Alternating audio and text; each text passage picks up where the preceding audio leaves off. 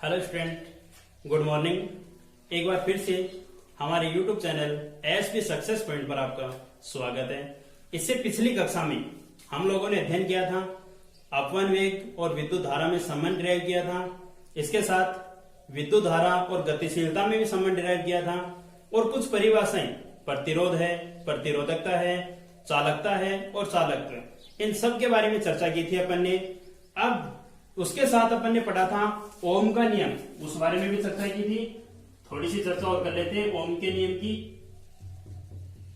देखिए स्टूडेंट, ओम के नियम में अपन ने बात की थी किसकी, कि V है यानी तार के सिरों पर उत्पन्न विभवांतर या चालक के सिरों पर उत्पन्न विभवांतर उस तार में प्रवाहित धारा के क्या होता है, समानुपाती होता है। साथ में चालक तार है उसकी भौतिक अवस्था क्या रखी थी अपन ने, नियत रखी थी। तो V इक्वल्स में कितना बना था अपने पास, समानुपाती को हटाने के लिए कोई कांस्टेंट काम में लिया था और वो कांस्टेंट कितना था अपने पास, R था। तो अपने पास ये फॉर्मूला बना था V बराबर IR। अब देखिए आपने आज के टॉपिक में इसी टॉपिक से संबंधित ओम के नियम से संबंधित कुछ मैटर अपन पढ़ने वाले हैं, जिसमें ओम के नियम का सूक्ष्म रूप उसे कहते हैं तो, और एक ओम के नियम का स्थूल रूप है। सूक्ष्म रूप में भी एक रिलेशन अपन डिराइव करेंगे और स्थूल रूप में भी अपन प्रतिरोध R के मान के भी व्युत्पत्ति करेंगे। उसे ओम के नियम का स्थूल रूप भी या बड़ा रूप भी कहा जाता है। तो आइए चर्चा करते हैं अपन ओम के नियम के सूक्ष्म रूप की।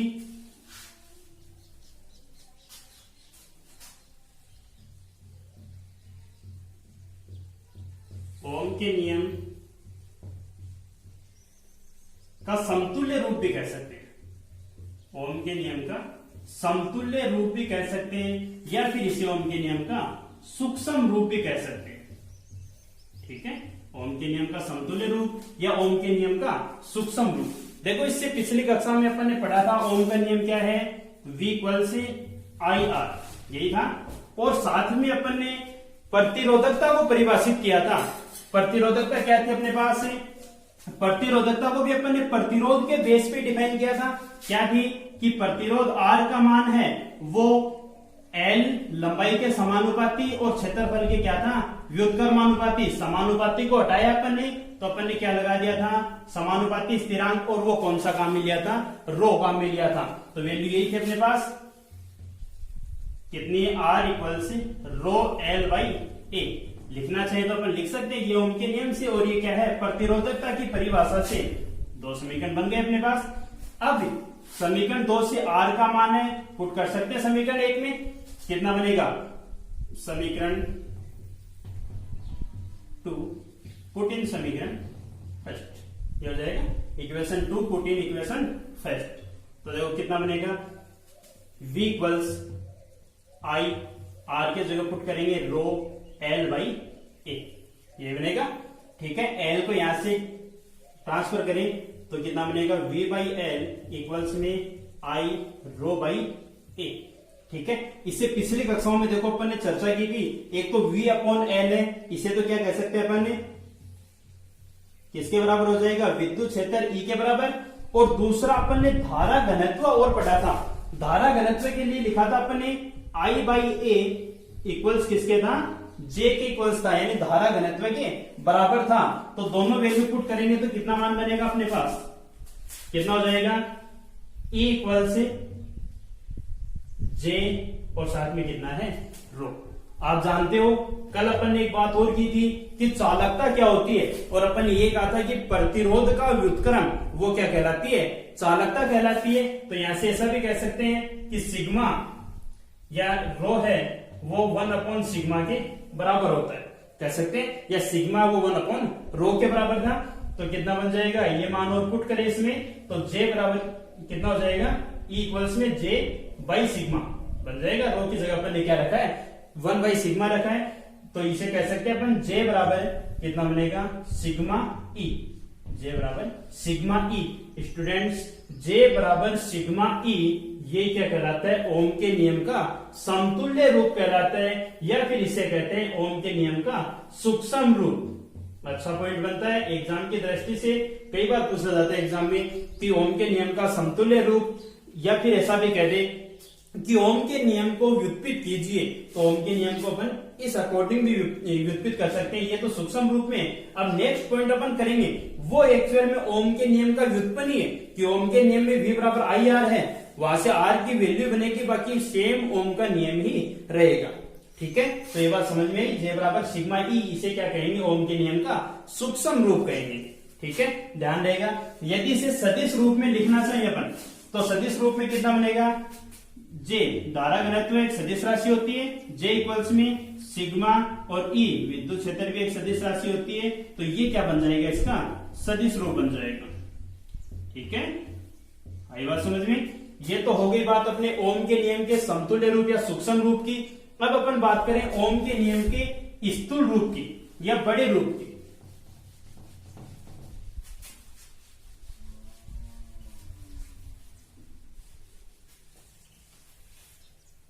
या फिर इसे ऐसा कह सकते हैं अपन, ओम के नियम की व्युत्पत्ति। ओम के नियम की व्युत्पत्ति, या फिर इसे कह सकते हैं प्रतिरोध आर की व्युत्पत्ति। प्रतिरोध आर की व्युत्पत्ति भी इसे अपन कह सकते हैं। ठीक है, तो आइए देखो, अपन जानते थे, इससे पिछले वीडियो में अपन ने पढ़ा था धारा और अपवन वेग में एक संबंध पढ़ा था। क्या था अपने पास, विद्युत धारा और अपवन वेग में संबंध कितना था, या फिर ऐसा भी कहें कि थोड़ी बहुत इसके लिए लिखना चाहिए अपन थोड़ा बहुत, तो क्या कहेंगे कि मान ले कोई चालक है, एकांक लंबाई लंबाई एल है उसकी, और अनुप्रस्थ काट क्षेत्रफल कितना है, ए है, और उसमें प्रवाही धारा आई है, तो ये रिलेशन बनता है आई इक्वल से N E A V D. ये बना था। ये तो हो गई बात अपवन वेग और विद्युत धारा के संबंध से अपन ने लिख दी। दूसरी बात, आपने अपवन वेग का मान भी ड्राइव किया था। अपवन वेग का मान कितना था, Vd इक्वल से ई टॉर्क बाई एन, यही था इक्वेशन 2। वो इक्वेशन 2 से Vd का मान इक्वेशन फर्स्ट में रख सकते हैं। Equation 2 put in equation first.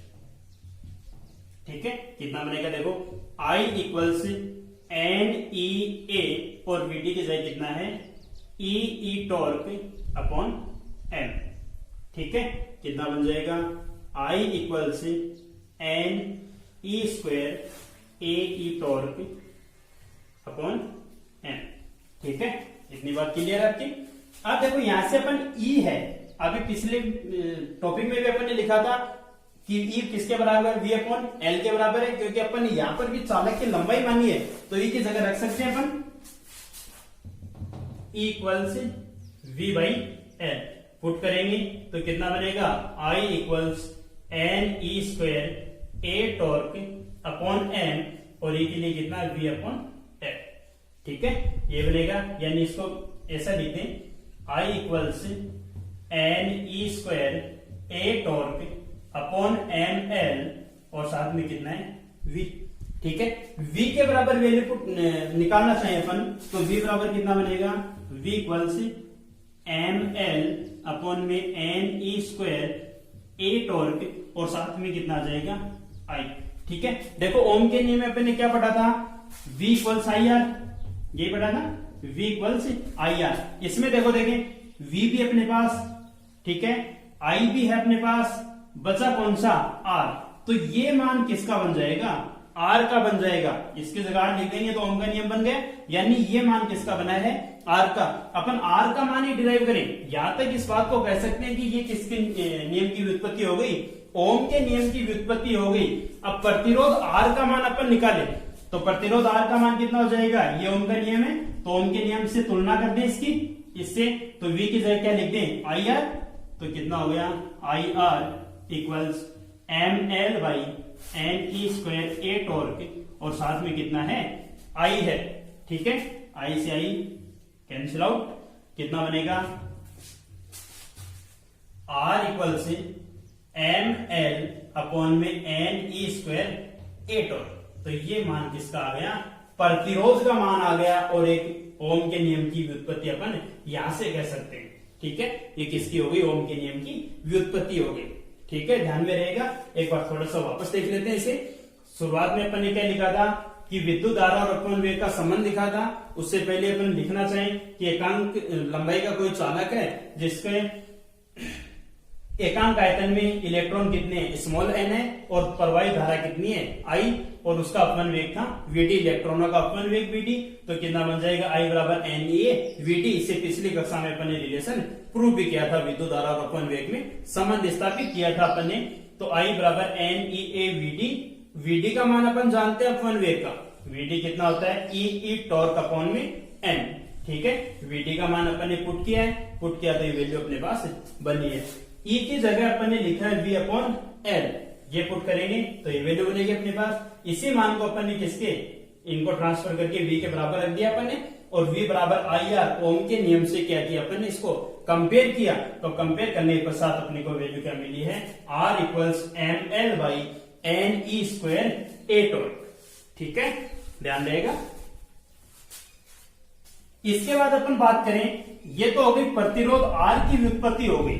ठीक है, अपन निकालना चाहें कि प्रतिरोधकता, प्रतिरोधकता रो थी, रो का मान कितना होगा वो अपन निकालना चाहें। तो इसी मेथड से जो अपन इक्वेशन मान के चलिए, उन्हीं इक्वेशन की सहायता से अपन प्रतिरोधकता का मान भी निकाल सकते हैं। ठीक है, तो ध्यान दीजिए, प्रतिरोधकता, प्रतिरोधकता को एक नाम से और लिखा था अपन ने, क्या था वो, विशिष्ट प्रतिरोध भी कहते हैं। प्रतिरोधकता को विशिष्ट प्रतिरोध भी कहते हैं। प्रतिरोधकता के सूत्र की व्युत्पत्ति,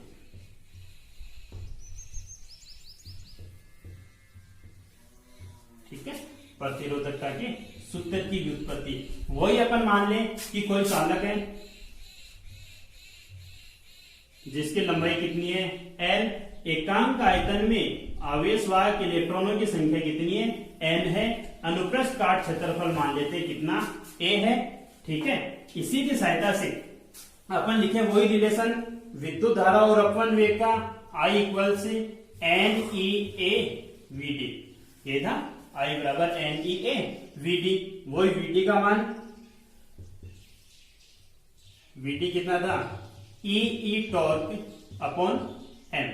ठीक है, वही समीकरण 2 से 1 में मान रखते हैं वीटी का, कितना बनेगा, आई इक्वल्स एन ई ए, और वीटी की जगह क्या अपने पास, ई टॉर्क अपॉन एम। ठीक है, कितना बन जाएगा, I equals N E square A torque upon M बन जाएगा। यहां से ए को पक्षांतरण करके यहां पे लेके आए अपन, तो कितना बनेगा, देखो I by A equals N E square E torque upon M. ठीक है, आई बाई ए को क्या कह सकते हैं, पढ़ा आपने पिछली कक्षा में, आई बाई ए क्या बन गया, धारा घनत्व को निरूपित करता है। आई बाई ए किसको निरूपित करता है, धारा घनत्व को। तो कितना बनेगा, जे equals N E square E torque upon M. जे इक्वल्स में कितना था, आई बाई ए। ठीक है, अब देखो मान किसका निकालना अपने को, मान तो अपने को रो का चाहिए। ठीक है, रो का मान निकालने के लिए, ठीक है, यहां से देखो कितनी वैल्यू बनेगी, जे equals N E square E torque upon M अपने पास आ गया।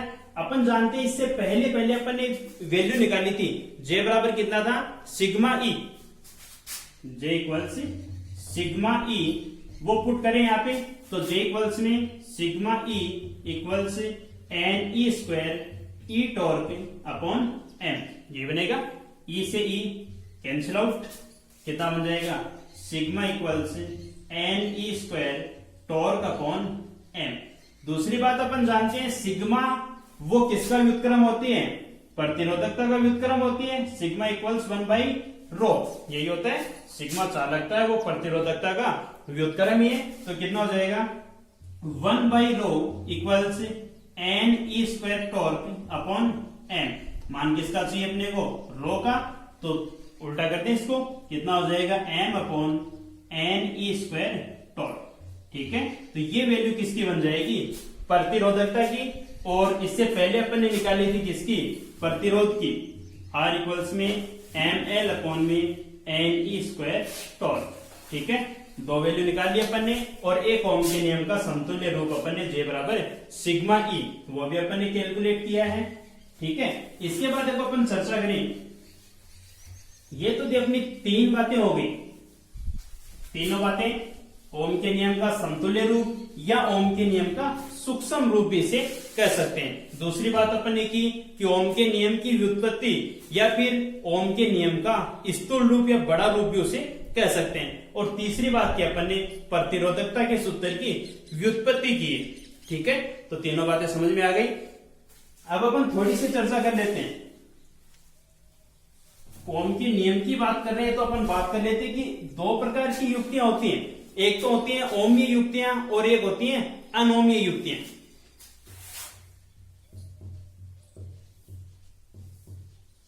ओमीय युक्तियां और दूसरा कौन सा है, अनोमीय युक्तियां।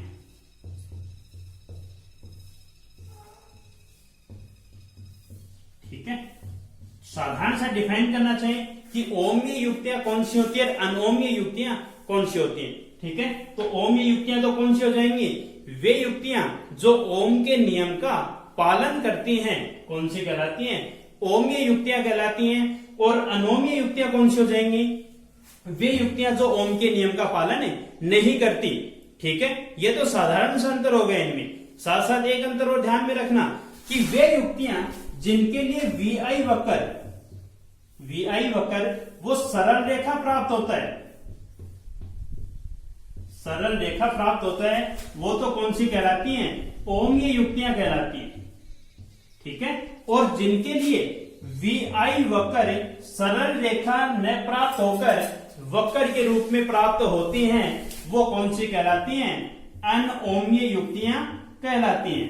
ठीक है, ध्यान में रहेगी बात। ओमीय युक्तियां कौन सी हैं, जो ओम के नियम का पालन करती हैं और जिनका VI वक्र है वो सरल रेखा प्राप्त होता है, वो तो कौन सी कहलाती हैं, ओमीय युक्तियां। और वे युक्तियां जो ओम के नियम का पालन नहीं करती और जिनका वक्र सरल रेखा ने प्राप्त होकर वक्र के रूप में प्राप्त होते हैं, वो कौन सी कहलाती हैं, अनओमीय युक्तियां कहलाती हैं। जैसे अनोमीय युक्तियां, क्वेश्चन आपके दिमाग में आ रहा होगा कि अनोमीय युक्तियां है कौन सी, तो अनोमीय युक्तियां में जैसे अपन अर्धचालक युक्तियां जितनी भी हैं, अर्धचालक युक्तियां हैं, वो कौन सी कहलाती हैं, अनओमीय युक्तियां कहलाती हैं। दूसरी बात करें, अर्धचालक युक्तियों के अलावा ट्रांजिस्टर है, इसके अलावा डायोड है, ये सब कौन सी कहलाती हैं, अनओमीय युक्तियां कहलाती हैं। ठीक है, आज के लिए इतना ही। अगले वीडियो में अपन बात करते हैं कार्बन प्रतिरोध के निर्धारण की, वो देखेंगे नेक्स्ट वीडियो में। धन्यवाद।